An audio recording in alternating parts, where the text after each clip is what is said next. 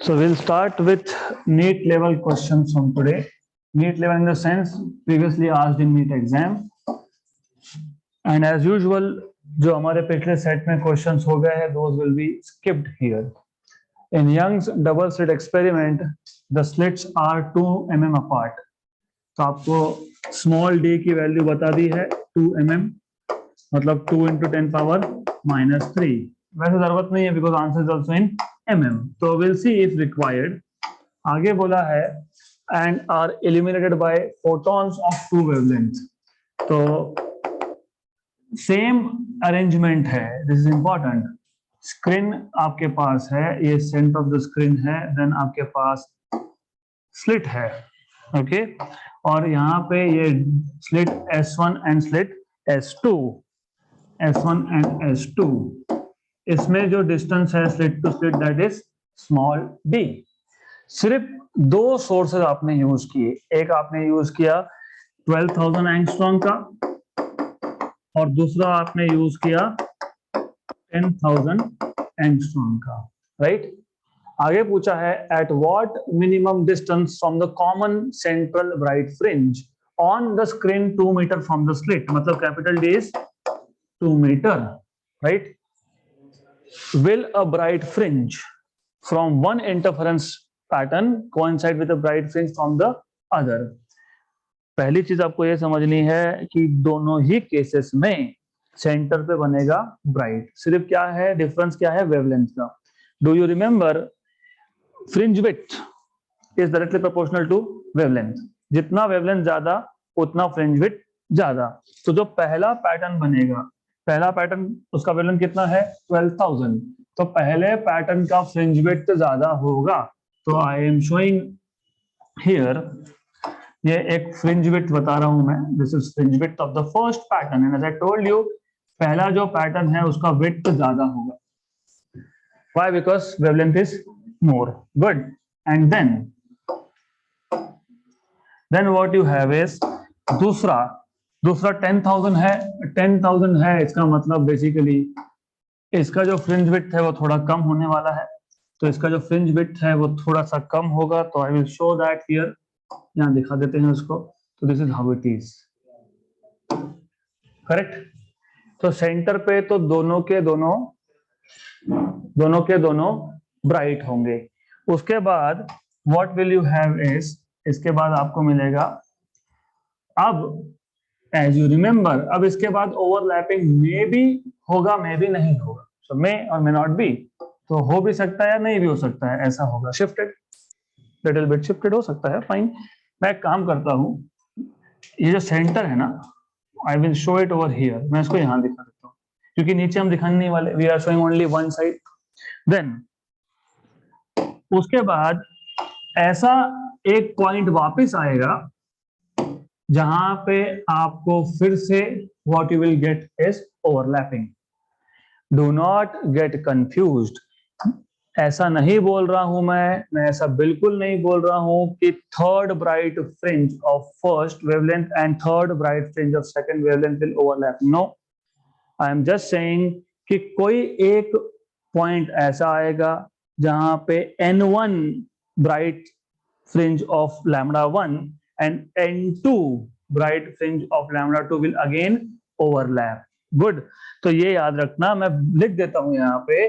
So what I am saying is this, पहले का N1 और दूसरे का N2 will overlap.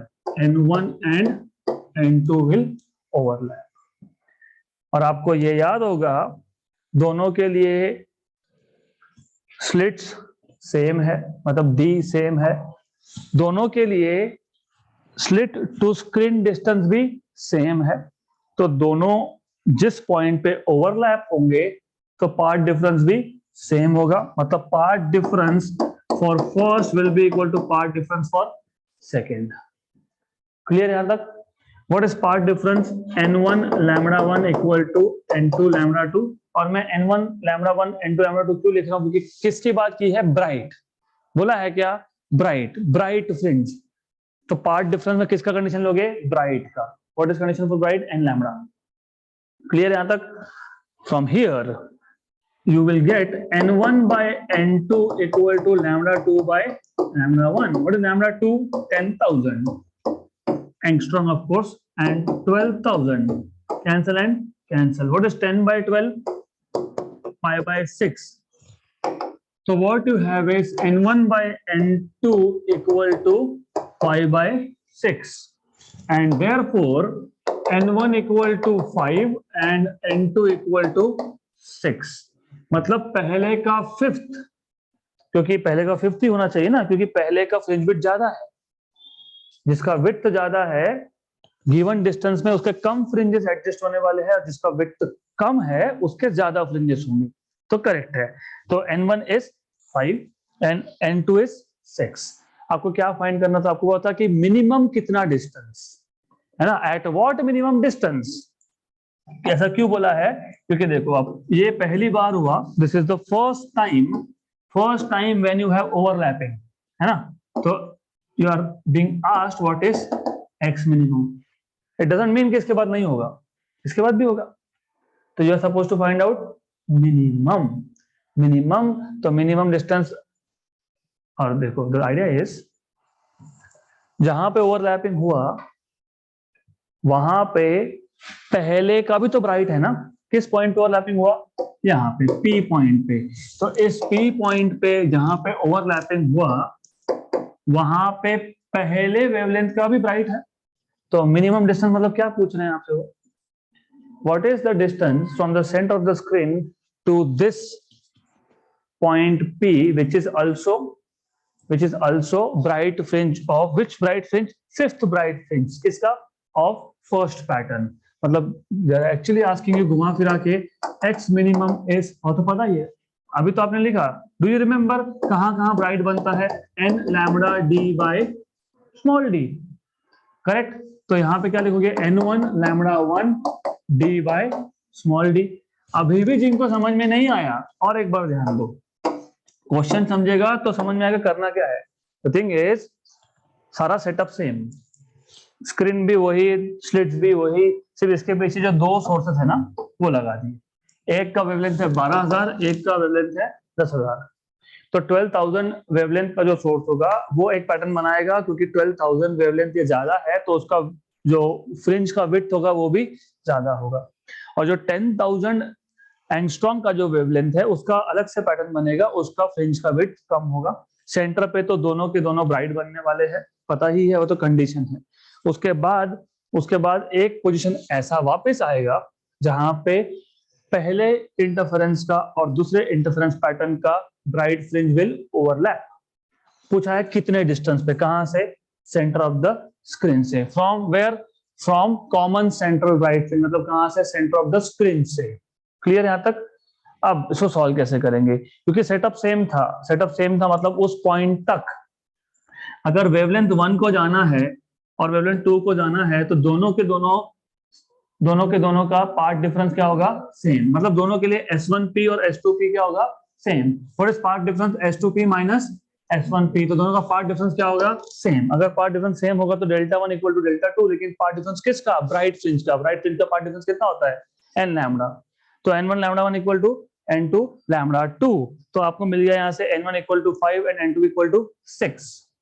And as I told you minimum distance, क्योंकि इसके बाद भी ओवरलैपिंग होता रहेगा, लेकिन मिनिमम जहां पे पहली बार ओवरलैप हुआ, अरे ओवरलैप जहां हुआ वहां तो ब्राइट का भी फ्रिंज था, है ना, ब्राइट का फ्रिंज, करेक्ट। पहले इंटरफेरेंस का फ्रिंज, ब्राइट फ्रिंज, ओके। तो जहां पे ओवरलैप हुआ वहां पे पहले और दूसरे दोनों का ब्राइट फ्रिंज था।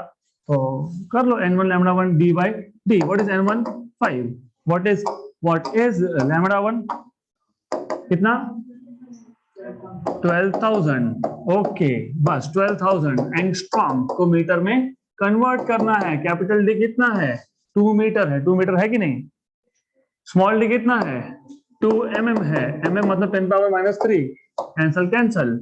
अब देखो ये है 12 5 60, ये 3, ये -10 -7, और ये ऊपर आके प्लस होगा -4, 10 पावर -4, 10 पावर -4। करेक्ट, ये इसको दे दिया तो 6 इंटू 10⁻³ मतलब कितना 6 mm। Option number C.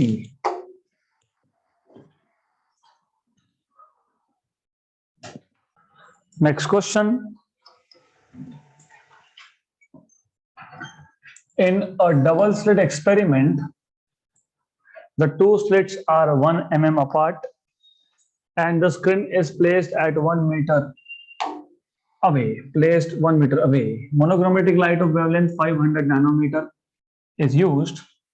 What will be the width of each slit for obtaining 10 maxima of double slit within the central maxima of single slit pattern? Excellent question. तो पहले तो आपको पता होना चाहिए what do you mean by what will be the width of each slit. Of course slit width पूछा है, ठीक है। For obtaining 10 maxima of double slit, double slit मतलब कौन सा pattern, interference pattern. Within the central maxima of single slit मतलब कौन सा पैटर्न, डिफ्रैक्शन पैटर्न। मतलब आपको क्वेश्चन में ऐसा बोला है कि डिफ्रैक्शन पैटर्न के सेंट्रल मैक्सिमा में, डिफ्रैक्शन पैटर्न के सेंट्रल मैक्सिमा में आपको उतने डिस्टेंस में 10 ब्राइट फ्रिंजेस किसके, इंटरफेरेंस पैटर्न के इसमें फिक्स होना चाहिए। तो basically the idea is this, ऐसा है। इमेजिन ये है एक ब्राइट फ्रिंज, मैं ये डमी लाइन ड्रॉ कर रहा हूं। Of course I am drawing a dummy line over here, this is a dummy line, इसको बाद में हटा देंगे। 1 2 2 and 2 4 good 4 and 4 8 8 और बाद में और 2 and 2 more 10। तो this is what they are basically asking you. ऐसा है, ये ऐसा होने वाला है।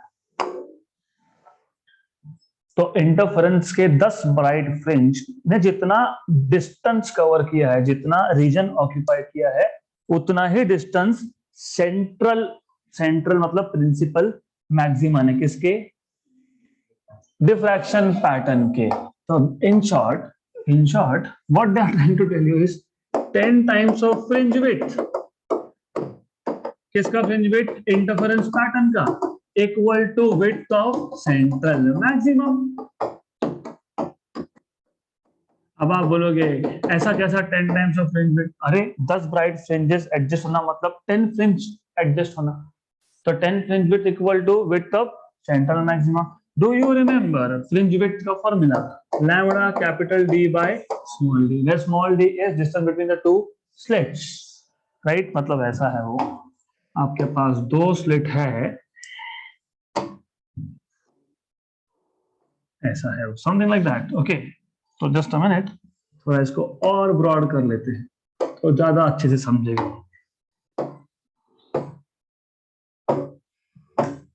तो ये डिस्टेंस इज स्मॉल डी, और हर एक दोनों के दोनों जो स्लिट है, ईच स्लिट का विड्थ इज ए, क्योंकि डिफ्रैक्शन में आप किसका विड्थ लेते हो, सिंगल स्लिट का विड्थ लेते हो। और do you remember it is 2 lambda D by a, याद है क्या, correct, 2 lambda D by a. अब ये 2 स्लिट्स और एक स्क्रीन होगा at some distance, capital D change किया आपने नहीं, राइट, सिर्फ इतना है।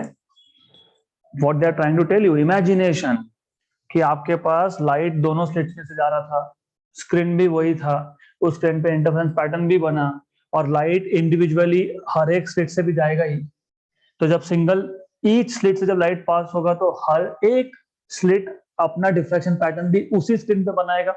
तो कैपिटल डी भी फिक्स है, तो लैम्बडा और ये फिक्स है। Cancel 1 and 5 you are supposed to find out A.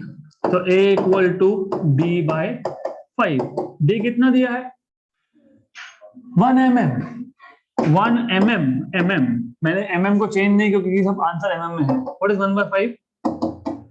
0.2. 1/5 is 0.2, not 0.5. 1/2 is 0.5. 1/5 is 0.2. 0.2 mm. Option number D.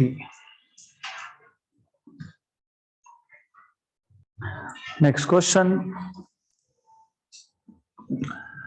Two slits in Young's experiment have widths in the ratio 1:25. तो जो slits थे उनका width जो है वो सेम नहीं है, अलग अलग है, रेशियो दिया है. मतलब again going back to the same diagram, you have two slits, एक का width कम है और एक का width बहुत ज्यादा है क्योंकि रेशियो इज 1:25. तो this is what you have. तो हियर ये जो आपके पास है, this is what you will get. This is S1, this is S2, ये है W2, ये है W1. Now you should remember, मैंने आपको ऑलरेडी 2-3 दिन पहले फॉर्मूला बताया था, मैं वापस बता देता हूं. आगे पूछा क्या है वो भी देख लो. Ratio of intensity at maxima and minima in the interference pattern. मतलब जब लाइट इन दो स्लिट में से पास होगा तो स्क्रीन पे एक इंटरफेरेंस पैटर्न बनेगा. इंटरफेरेंस पैटर्न मतलब ब्राइट एंड डार्क फ्रिंजेस बनेंगे. तो ब्राइट फ्रिंज पे इंटेंसिटी होगा Imax, डार्क पे होगा I mean. तो Imax बाय I mean. तो intensity I is proportional to square of amplitude. Correct. और आपको अगर याद होगा तो I told you amplitude is proportional to under root of fringe, not fringe width, width of the slit. इसका मतलब in short A square is proportional to width. I is proportional to A square is proportional to width. Therefore I is proportional to width. Therefore I1 by I2 will be W1 by W2. आपको find करना है Imax by I mean. तो Imax maximum intensity upon minimum intensity. अगर आपको याद होगा it was under root of I1 plus under root of I2 upon under root of I1 minus under root of I2. लेकिन हम under root of I2 को common निकाल लेते हैं. तो यहाँ पे आता है +1 root of I1 by I2 +1 upon root of I1 by I2 -1 और इसका स्क्वायर. और I1 बाय I2 का रूट निकालना है. आपको स्लिट के विड्थ का रूट फाइंड करना है, which is 1/25, which is 1/5. Clear यहाँ तक? Are we good up to this point? Yes, good. So now what you will do here is a simple thing. This is 1/5. तो यह आ जाएगा आपके पास 1/5 + 1, 1/5 + 1 अपॉन 1/5 - 1 का स्क्वायर. 1/5 + 1 is 6/5. 1/5 - 1 is -4/5. तो यह आ गया आपके पास 6/5 अपॉन -4/5 का square. Cancel and cancel. 6/4 is 3/2 with a negative sign. 6/4 3/2 - 3/2 का square 9/4. Option number D.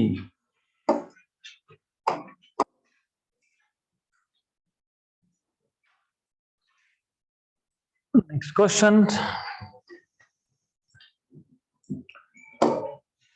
The intensity at the maximum मतलब समझ लेना, कंस्ट्रक्टिव मतलब phase difference is 2 and pi. In a Young's double slit experiment is I0. Distance between two slits is small d equal to 5 lambda, where lambda is the wavelength of light used. मतलब अगर आप 7000 angstrom का wavelength use कर रहे हो तो 7000 into 5, 35,000 angstrom is the distance between the two slits. Okay. आगे बोला है what will be the intensity in front of one of the slits on the screen placed at a distance of 10 times of small d. But what is small d? 5 lambda, मतलब total 50 lambda. Interesting question है, और इस type के हम already 2 question पहले solve कर चुके हैं इस टाइप के, नॉट एग्जैक्टली द सेम। आपको बताया था कि right in front of one of the slits you have second minima, and एक में था फिफ्थ मिनिमा, और एक में था आई थिंक थर्ड मिनिमा, जो भी होगा व्हाटएवर इट इज। तो फर्स्ट पॉइंट इज, सबसे पहले कहीं पे भी हमको ऐसा बोला है क्या कि 2 स्लिट्स का विड्थ अलग है? नहीं। 2 वेव्स का एम्पलीट्यूड अलग है? नहीं। जब ऐसा बोला नहीं होता है तो डिफॉल्ट असम्पशन होता है कि I1 is equal to I2 which is equal to I। और आपको ये भी पता होना चाहिए कि रिजल्टेंट इंटेंसिटी का formula I1 plus I2 plus 2 root I1 root I2 cos of phi, ये यहाँ पे यूज नहीं करना, कर सकते हो, लेकिन जब I1 इक्वल टू I2 हो तो यही सिंप्लीफाई होके आ जाता है 4I cos स्क्वायर 5/2। गुड। अब केस नंबर 1 जिसमें आपको बोला है कि इंटेंसिटी इज मैक्सिमम, तो if intensity is maximum, if IR is maximum, तो आपको जैसे यू सेड कि IR मैक्सिमम, इसको क्या बोला इन्होंने? IO। क्वेश्चन अगर आप देखोगे तो IO, right, I suffix O, और this is equal to 4 times of I, क्योंकि फेज डिफरेंस फॉर मैक्सिमम मतलब कंस्ट्रक्टिव, मतलब कितना? 2n पाई, तो 5/2 कितना? 2n पाई/2, मतलब n पाई, मतलब 0 pi, 2 pi, 3 pi, 4 pi, 5 pi, 6 pi, 7 pi. What is cos of 5/2? What is cos of n pi? cos of 0 is 1, cos of pi is -1, cos of 2 pi is 0, तो is 1, फिर 3 pi -1, फिर 1, फिर -1, फिर 1, फिर -1, और इसका square, तो 1 का स्क्वायर 1, -1 का स्क्वायर भी 1। This is what you get. Are we good up to this point? So this is something you will need, I0 equal to 4I, equation number 1। इसके बाद I have told you many times कि JEE NEET में आपको जो हम derivations करते हैं उसके इंटरमीडिएट स्टेप्स भी पता होने चाहिए। तो हम जब इंटरफेरेंस पैटर्न का एनालिटिकल ट्रीटमेंट कर रहे थे, मतलब क्या कर रहे थे, ये स्क्रीन है, ये सेंटर ऑफ द स्क्रीन है, यहाँ पे आपके पास स्लिट्स है, एक स्लिट यहाँ पे ले लो, एक यहाँ पे ले लिया। आपको पूछा है what is the intensity at a point right in front of one of the slit. इस पॉइंट को मैं मान लेता हूँ P, इस स्लिट को मैं बोलता हूँ S1, और ये था S2, और this point I will give it some name as M, and S2 से जो रे ऑफ लाइट जाएगा वो भी P पे जाने वाला है, तो one wave is coming from S1 and other is coming from S2, right. हमें पूछा है what is the intensity at point P, and this point P is right in front of one of the slits in front of S1। Intensity depends on phase difference, phase difference depends on path difference, तो this is equal to 2 pi by lambda into path difference delta, मतलब पहले path difference find करो। What is path difference? S2P minus S1P, और अगर आपको याद होगा हमने तो डेरिवेशन किया था इसका, नहीं याद है तो कोई बात नहीं। S1 से S2 तक का डिस्टेंस कितना होता है? स्मॉल d, तो ये स्मॉल d, तो यहां से यहां तक भी स्मॉल d। S1 से P ये होता है स्लिट टू स्क्रीन डिस्टेंस, तो कैपिटल D, और S2 से M भी है कैपिटल D, राइट। अगर आपको याद है हम स्टार्ट करते हैं by saying S2P square minus S1P square, क्यों? क्योंकि S2P डायरेक्टली मिल नहीं सकता, ये राइट एंगल ट्राइंगल का हाइपोटेन्यूज है, तो S2P square minus S1P square equal to अरे wait don't worry, S1P square तो पता है ना, कितना S1P?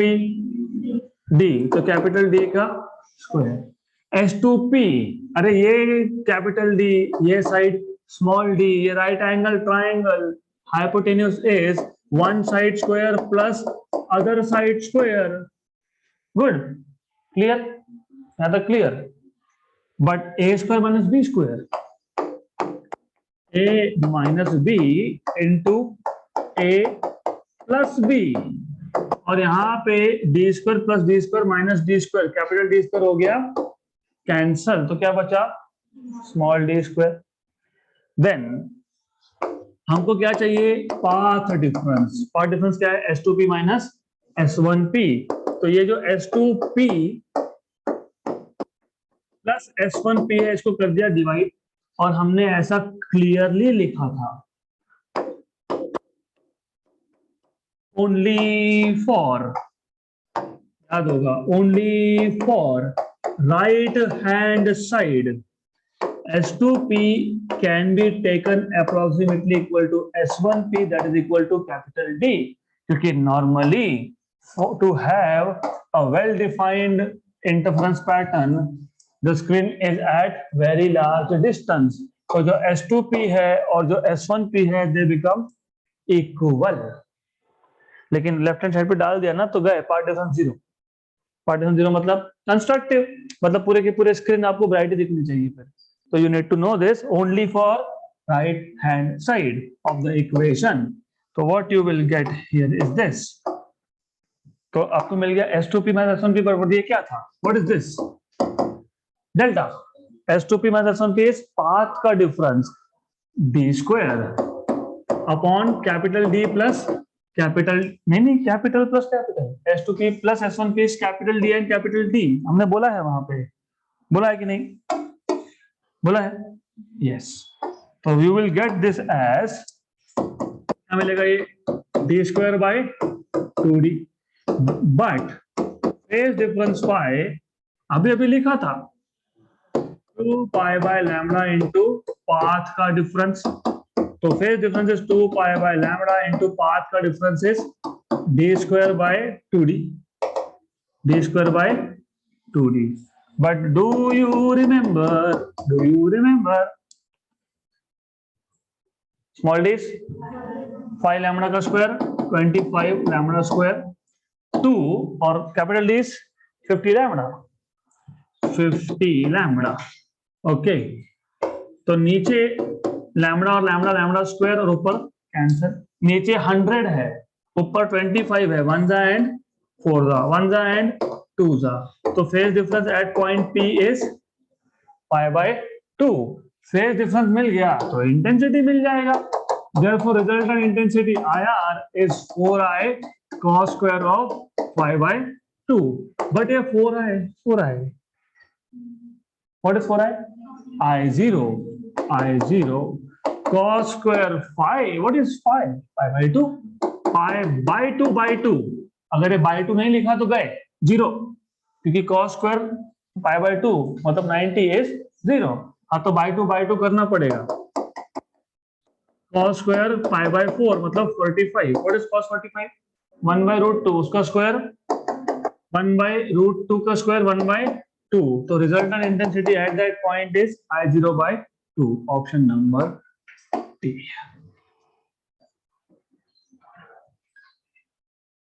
So that's it for today. More questions in the next session.